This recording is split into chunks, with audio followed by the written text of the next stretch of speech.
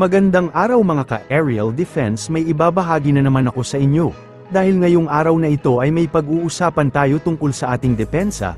China naglabas ng sariling footage para sisihin ng Pilipinas, Amerika tumulong magbantay sa Sabines Shoal, pero bago tayo magpatuloy huwag mo muna kalimutan mag-like, share and subscribe. Mag-comment ka na rin kung taga saan ka para alam namin kung saan umaabot ang aming video. Naglabas ang China ng footage na nagsasabing sinadyang bumangga ang isang barko ng Philippine Coast Guard sa isang barko ng Chinese Coast Guard sa pinag-aagawang karagatan ng West Philippine Sea noong Sabado ika-31 ng Agosto.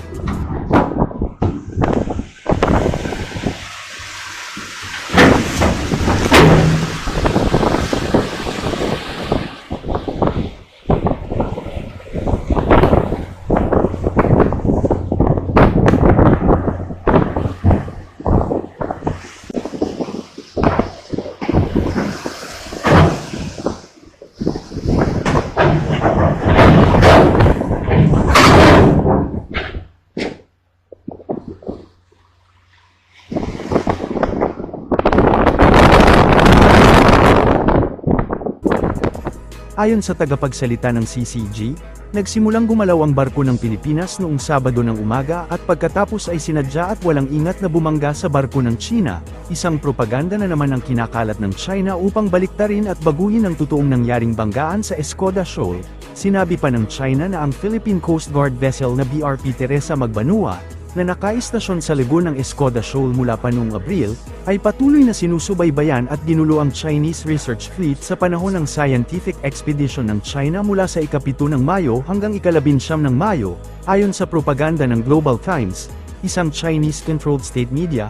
Ang BRP Teresa Magbanua ay nag-deploy ng 2 maliliit na speedboat araw-araw upang guluhin ang mga gawaing siyentipiko ng China sa panahong yun. Isang US Navy P-8A Maritime Patrol aircraft naman ang naobserbahang umiikot sa himpapawid ng Escoda o Sabines Shoal, isang eroplanong kilala sa pagsasagawa ng reconnaissance at interference mission sa South China Sea at Taiwan Straits. Iginiit ng China noong Lunes na ipinagtatanggol nito ang mga karapatan nito sa South China Sea, matapos na maglabas ang Pilipinas ng footage na nagpapakita ng isang Chinese Coast Guard vessel na bumangga sa BRP Teresa Magbanua. Muling iginiit ni Foreign Ministry spokeswoman Mao Ning, ang pag-angkin ng China na sinadyang binangga ng Pilipinas ang barko ng China. Naganap ang insidente sa pinagtatalo ng Sabines Shoal, na matatagpuan 140 kilometro sa kanluran ng isla ng Palawan sa Pilipinas at humigit kumulang 1,200 kilometro mula sa isla ng Hainan, China. 首先，鲜滨礁是中国南沙群岛的一部分。8月31日，在鲜滨礁西湖长时间非法滞留的菲律宾海警船，以不专业、危险的方式故意冲撞中方现场维权的海警船，造成双方船只发生碰撞。中方依法采取必要的应对措施，正当合法，无可非议。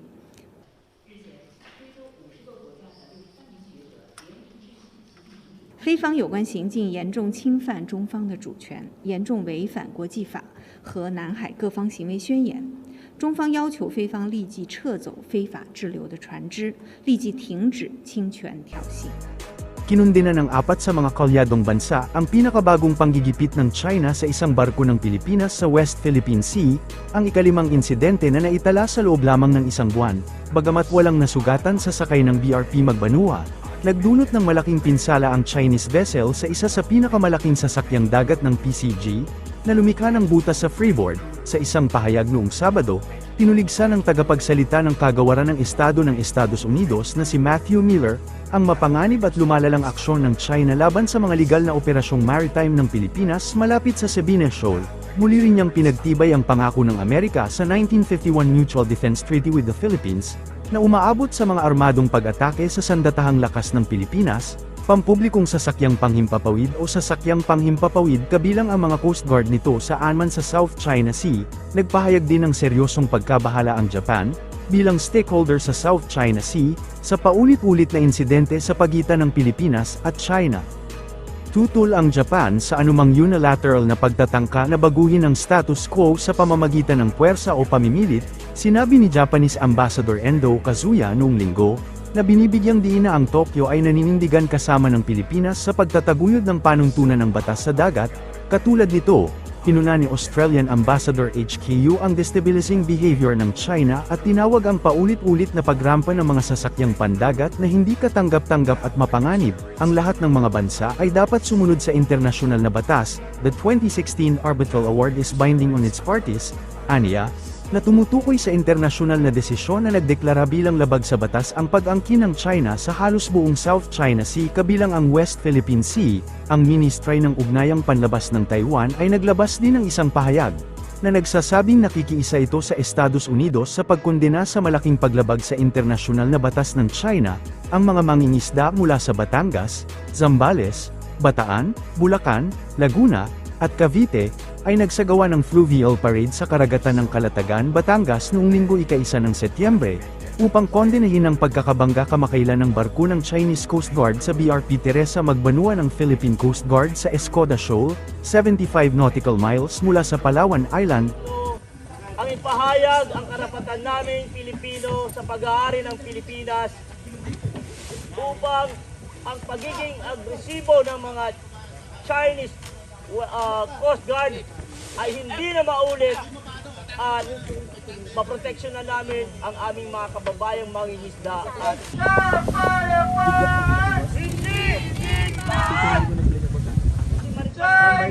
muli! Hindi ang Pinas! Hindi man! Ating ang West Philippine Sea! Ang gagalaw, steady muna kayo lahat.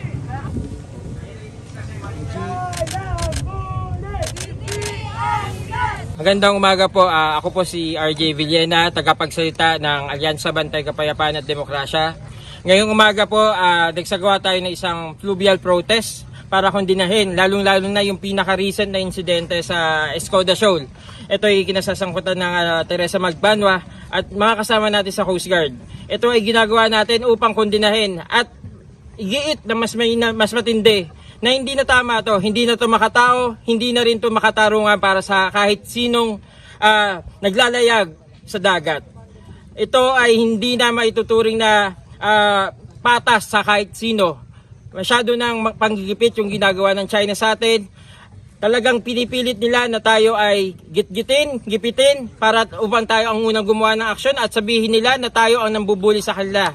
Pero ang katotohanan nito, sila ang bully. Dahil mulat sa pool, hindi nila nirespeto ang UN clause, hindi nila nirespeto ang 2016 arbitral ruling, at higit sa lahat, hindi nila kinikilala ang anumang bansa sa buong mundo.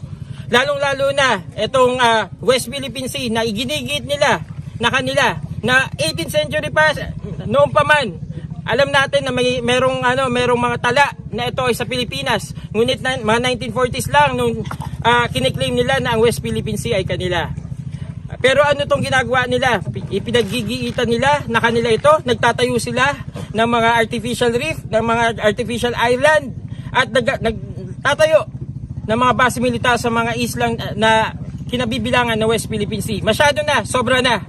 Itigil na nila to sapagkat ang taong bayan ay puno na. Ang taong bayan ay nakikialam na. Ang mga Pilipino ay punong-puno na sa ginagawa ng hakbangin na ito ng China. Atin ang West Philippine Sea! Atin ang West Philippine Sea! Atin ang West Philippine Sea! Atin ang West Philippine Sea! Atin ang West Philippine Sea! Atin ang West Philippine Sea!